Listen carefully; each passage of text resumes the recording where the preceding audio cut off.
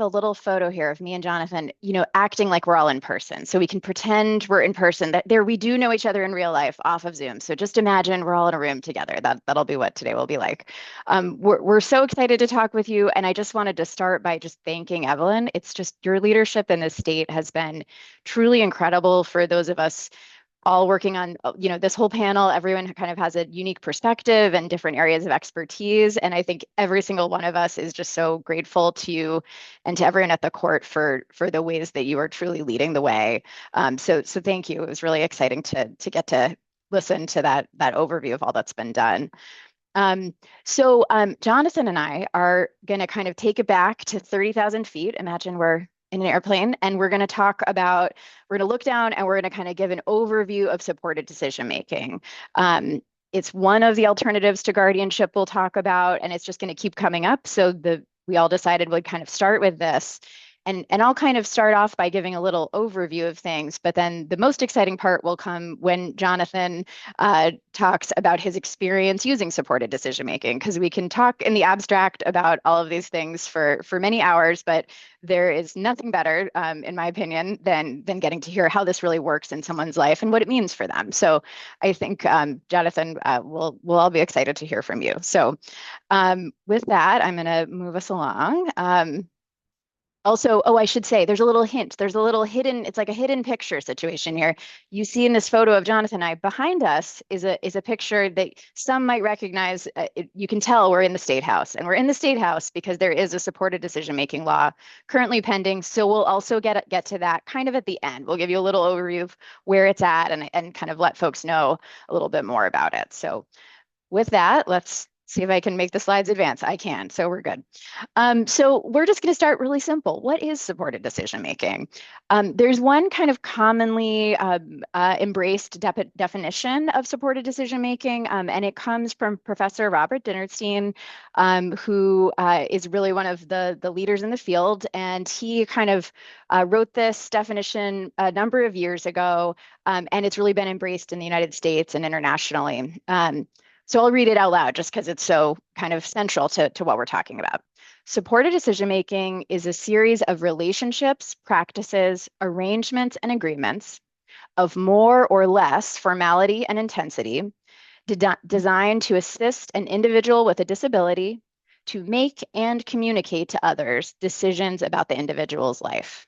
So it's a lot of words, and we'll unpack all of them. But really, the idea here is that there is a person with a disability or an older adult who is really at the center of a sort of supportive arrangement where people that they're choosing are helping them with understanding decisions, making decisions, and communicating those decisions. So it's kind of all different parts. And as different as everyone is, that's how different the arrangements are going to look. They are designed, it's not a one size fits all. It's not a sort of check the box. It is an arrangement developed by the person. These are sometimes documented in writing and sometimes not. That's sort of the more or less formality or intensity. And we'll sort of touch on that. And we have a great resource for everyone at the end who wants to go deeper on any of these things. So we're really just giving the quick overview. But the most important thing to start off in terms of the context, supported decision-making does not stand alone. It is not meant to be just one thing. You sign a piece of paper that says you have a supported decision-making agreement and you're good to go. You move on with your life and you never need anything else. It is meant to be just one of many tools in the toolbox. That's why we have these pictures of tools to remind you. You can think of this bright red image and think supported decision-making. I don't know, Jonathan, what do you think it should be? A wrench, a screwdriver? I don't know. We'll decide by the end if it's pliers, a wrench, a screwdriver, whatever we like best, we'll make supported decision making. But the other tools here represent the other supportive arrangements people can have. Healthcare proxies, durable power of attorneys, trusts, there can be special education authority delegation, a rep payee arrangement, releases of information to specific providers. All of those things are used together with a supported decision-making arrangement. So it's not just one thing on its own. And really just to, again, back up, really the concept here is that I really want people to think of it as an accommodation. just like someone might use a wheelchair as an accommodation to get around in the most, physical sense of the world, supported decision making is a way of thinking of, you can think of it as an accommodation for decision making, that there are people who have the capacity to make decisions with support. When they get that support, they no longer need a guardianship, whether they've had one before or they've never had one. They don't need something as restrictive as a guardianship. They just need support with maybe breaking down the information in a certain way. And Jonathan has a lot of great examples from his life, and we can share more from other people's lives as well throughout the day of what that looks like, because as many of you know from all of your professional expertise, everyone is different and needs support in different ways. So I think that's one of the exciting things about doing this work is seeing all the kind of creative ways that supporters come up with to make sure that the person gets that accommodation in the form that they need, that they get the information in the way that they need, and that they can really make a meaningful decision about whatever the issue is. So we'll start just with an overview of the supporters. Here are pictures. These are just some fun. We just have fun pictures here. So there's some supporters, some decision makers in here, and we were all, of course, at the State House trying to work hard on the bill. And you can see we still have our masks. So these are not the most current pictures because we were masking. But the key with supporters is really about who picks them. It is not something where, there's sort of a vote, who gets to be a supporter, oh, we'll decide. It's really almost the first use of supported decision-making in a certain way is that the person with a disability or the older adult is choosing the people that they trust. And that trust is something Jonathan will speak to really illuminate that, but you can't really have supported decision-making without trust. And that's because you are really, the person with the disability is getting support from someone else about really central issues in their life. Maybe it's about where they live, maybe it's about a big healthcare decision. And these are, if you don't have a trusted relationship, then there's not fidelity to the process, meaning both that the person with the disability can't know that they're really getting accurate help, that they're really getting help in good faith. That's really not, that the person is really motivated to help them figure out what their will and preferences are and how to express them. And so choosing the supporters is really up to the decision maker. And it usually is a process. It's not usually just an obvious, it might be obvious ultimately who the person is, but those supportive arrangements can evolve over time. And again, it's going to be different for every person. There are some people with just one person in their life who really fills this role, but typically it's more than one person. And we really do as a practice want there to be multiple supporters. It's very helpful in terms of like the process and the way it actually works to have multiple supporters, whether a conflict of interest might come up, then you have multiple people involved and someone else can step in and provide support. That's not always possible, but it's something that people work towards. And I'll just go through some of the types of decisions, and then I'll talk a little bit about kind of the nitty-gritty of how an agreement gets made and some of our experience, and then Jonathan will get us into the heart of what we're really talking about. So the concept too, just this is so basic, but I really want to emphasize it. When you practice doing something, you get better at it. So as you know, we'll get to hear from Rebecca about a client of hers who has experienced being under guardianship and not. And I'll be interested to hear what she has to say about this as well. But really the idea is, and this is my experience from working with people who have been under guardianship and then were no longer, is that by practicing making decisions, you exercise a muscle, metaphorically speaking, that makes it easier to make those harder decisions later. If you think about it, when someone is told every day, you have to wear this, you have to eat this, you have to be here, you have to be there, you have to go this place at this time, you are no longer making those decisions. And with supported decision making, the concept is that by giving people the maximum amount of choice that we can, that we are also growing that capacity. And that's particularly true for young adults who are on supported decision making agreements. And there's been a lot of work also with older adults thinking about how a supported decision making arrangement can help people maintain capacity for longer in just the same way. Some of the types of decisions people make are around all kinds of things: healthcare, work, healthcare, Jonathan will definitely cover. So I will will get lots of great examples in there in that context. A big one is where people live. Someone that I worked with on a supported decision making process was originally living at home and really thought he wouldn't and then wouldn't ever live anywhere but home. And then he decided he wanted to try living in an apartment. And after, trying it out for a little while, he decided no, he wanted to go back. And his arrangements have changed a number of times based on roommates, which is a typical way that people grow up. Like, who hasn't? If I could make people raise their hands, but I won't. I'm sure many people here have children who might have come back home during COVID, gone back out. We really want to emphasize that this is a typical life experience, and we want young adults with disabilities and older adults to have with capacity impairments to have the ability as much as possible to have make those typical life mistakes that everyone makes and not have but to do that with the support of a supported decision making arrangement. So those are some of our examples, but again, Jonathan will get into some real things because the goal is for to maximize independence and autonomy. And I think those numbers that we saw of how many people are under guardianship are really something we should all be paying attention to. There is so much reliance, and and I can say this because at Mass Advocates for Children, we're working with families every single day who are calling us with help related to an IEP, and many of those families have young adults who are about to transition, and they are being told by their schools all like so many times, and Jonathan can personally speak to this, you need to get a guardianship. And sometimes that's appropriate and sometimes it's not. And I think we're seeing from those statistics that Evelyn shared that we really need to be exploring these alternatives first. And then if they don't work, then we have other tools available like guardianship and conservatorship. All right.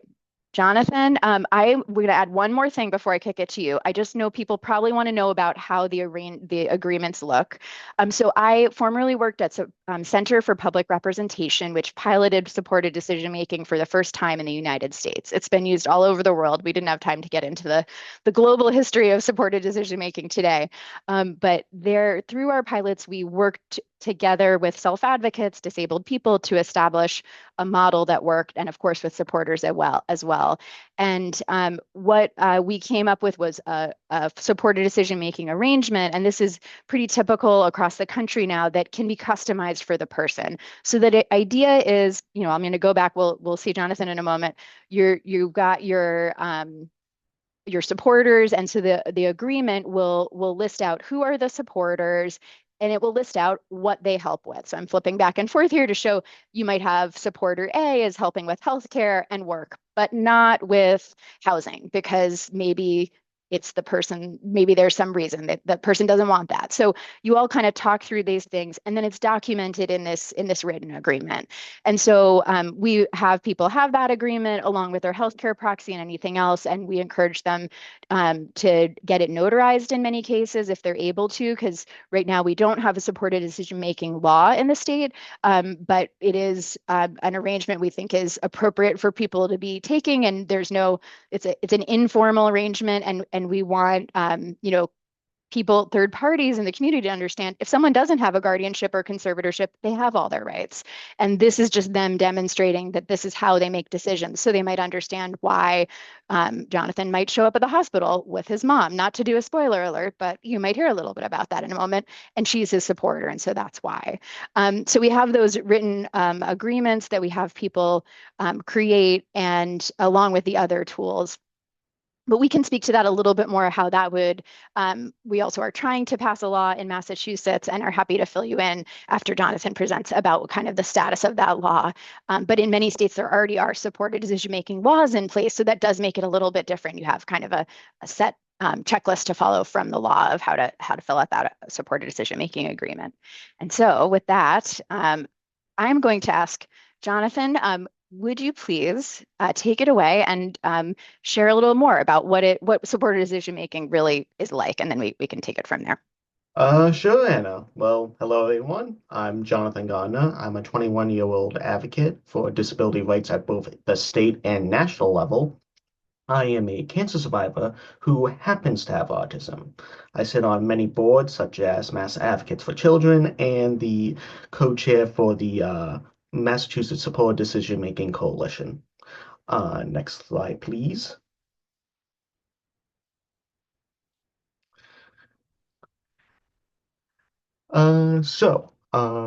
Support decision making allows certain adults like myself, which includes those with disabilities, the elderly, to maintain their rights, dignity, and independence by choosing trusted supporters to provide assistance making decisions about our lives. Support decision making is an alternative to guardianship, where the person, me, gets to be the CEO of their own life. Support decision making does not replace guardianship. It just adds another option for people like me who don't need guardianship, but do need some support. I believe more options are better.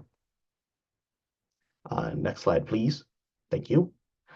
This is how it works. I get to pick a group of people that I trust to help me make decisions. I'm the decision maker in my life. I have used support decision making in my fight against cancer, my mental health, and most aspects of my life today. My supporters help me using pros and cons to make decisions, but ultimately the decision is mine. Next slide, please. So, how did I get started? Let me explain real quick. When I was 16 and in school, my mother and I were told that I needed full guardianship. This did not feel right for us. My mom had learned about support decision making, and we decided to try it in my life. To me, support decision making is another tool and choice that I have in my toolbox. I think schools should not pressure families into guardianship because there are a lot of other options people can use, like support decision making. Next slide, please. Support decision making was a great alternative for me. I started by choosing my supporters. I decided on different people who would help me with different parts of my life. My first support decision making plan only included my mom, dad, and brother. But as I grew older, my plan has evolved, and I've added many other supporters to my team in different areas of my life. Because support decision making lets me keep my rights, I can change my own plan as my needs and life change over time. I'm the one in control of my life. Next slide, please. In 2021, I was diagnosed with Ewing sarcoma, which is a rare form of cancer. This was during the height of the COVID-19 pandemic. Just my luck.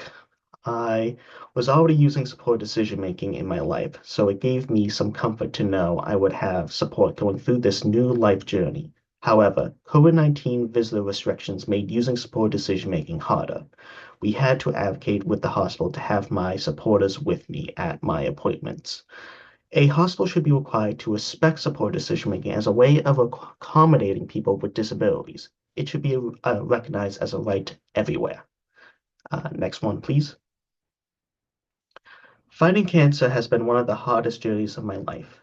I've been through a lot of hard journeys already. I'm so thankful I was able to given the freedom to choose how I was able to go about my treatments. Having been able to use support decision during my cancer journey was really life-saving for me and helped me make my own decisions while battling cancer. Next one, please. I would not be the person I am today without support decision making. For example, when I was 6 months into chemotherapy and 2 weeks into radiation, I came home one day and my body and mind were just feeling horrible and hopeless. And ended up in my bedroom crying and just really wanted to give up. I told my mom, I don't care what happens to me. I just want it to stop, even if it causes the tumor to kill me. My mom had to take time to process this all herself, but when she came back into my room as not my mom, but as my support person. She said to me, Jonathan, I do not know what the answer to this all is, but if you could put your faith in me as your support person, I'm going to try my hardest to help you figure this out. From there, I gave my mom the okay to contact my medical team, and together they all came up with a different plan for me to think about. After the meeting, I was able to talk to my supporters about the plan, get my questions answered, and then I agreed to move forward with it. The plan ultimately saved my life while also taking care of my mental health at the same time, thanks to support decision making. Next slide, please. Support decision making truly makes me feel involved with my life. It provides me with choices about when and how I was going to receive my cancer treatments. Because of supported decision making, I was able to let my body and voice guide me with the help of my supporters. I did not have many choices when it came to having cancer, but at least I was able to control when and how I got through it. Next one, please. Thanks to supported decision making, I am the one in control of my life, not a judge or a guardian. No offense to anyone that is either one of those that are here today. If I was not able to pick my support people during my cancer treatments, I would just be a shell of myself now if I even survived. I'm the type of person that needs to have full trust in the people that are in my life. If someone else picked those people for me, I would not fully be able to be the person I am today. I need to make choices for my own life. If a guardian forced me into treatments, I would have been severely depressed, damaged, and not the person I am today. Support decision making offers more options in my life.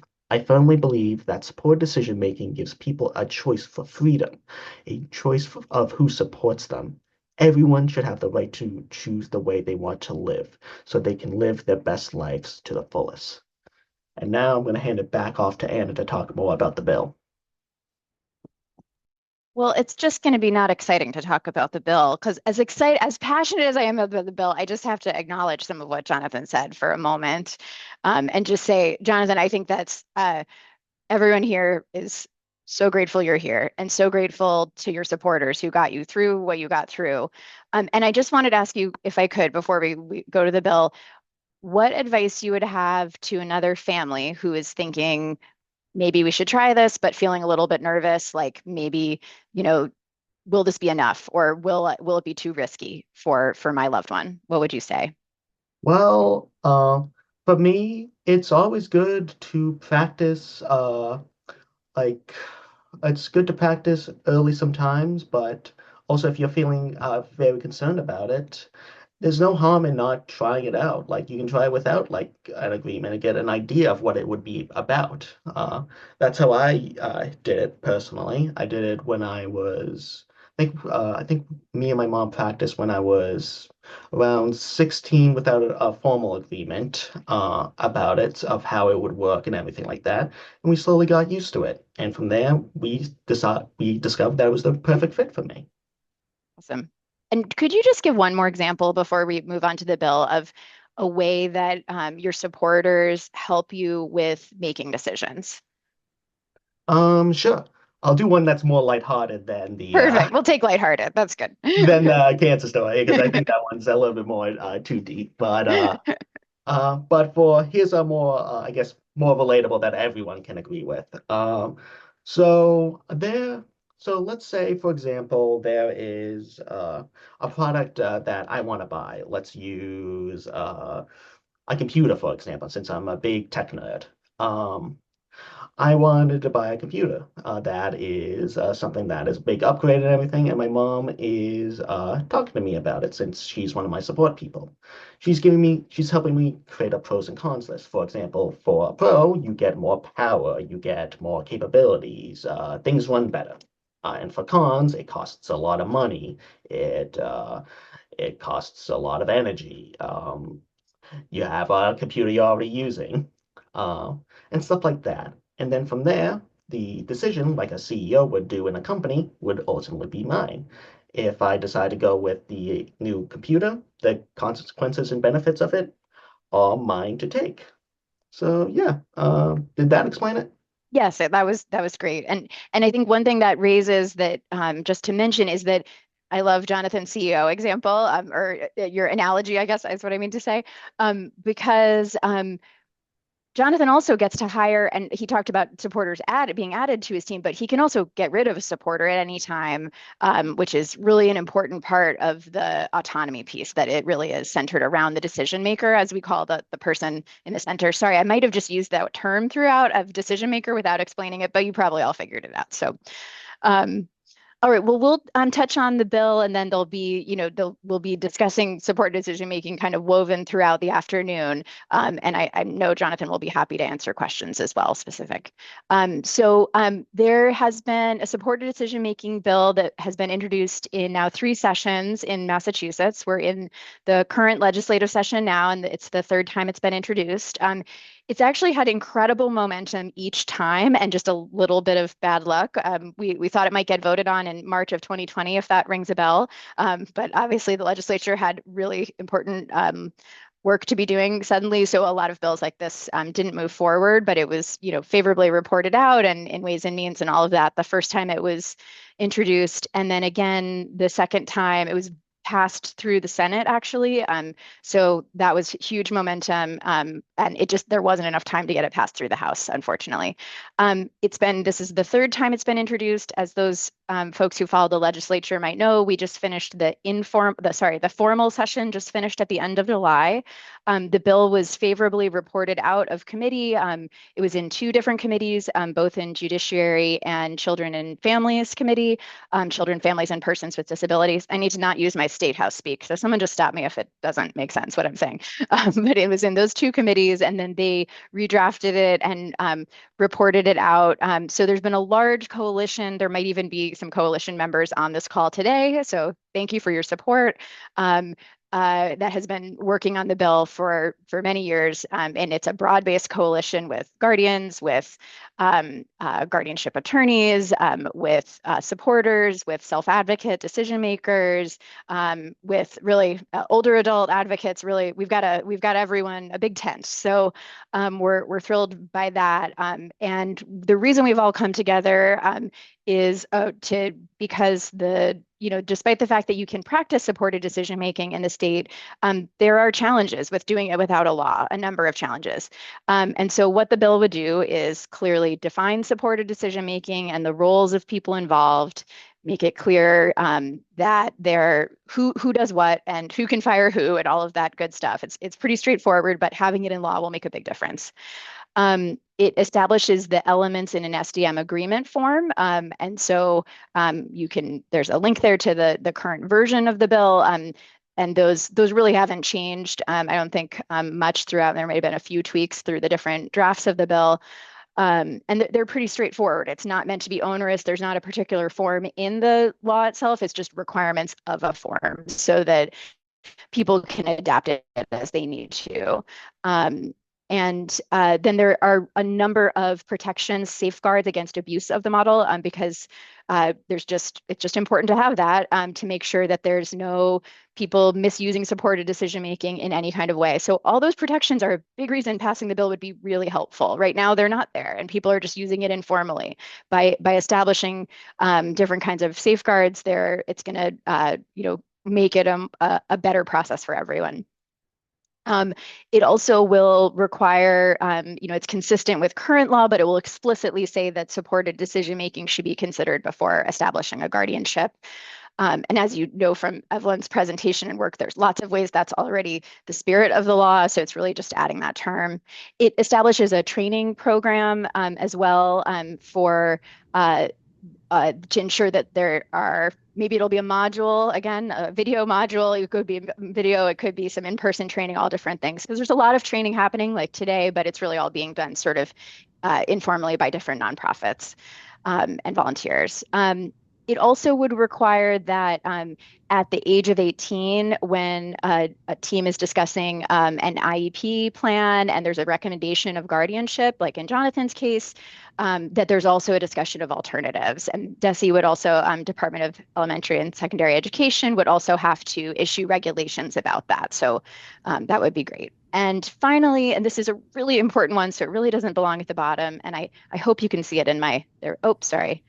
I don't know. I'm never that great with Zoom, so there might have been a tab at the bottom you were seeing. But it also establishes basically a legal, not safeguard, it should probably merely be safe harbor for third parties who rely on a supported decision-making agreement. So we do trainings all over, and we've done some, many for healthcare professionals, and they all say, this is fabulous. I know lots of people who really should be on a supported decision-making arrangement with a healthcare proxy, et cetera. They don't really need a guardianship anymore.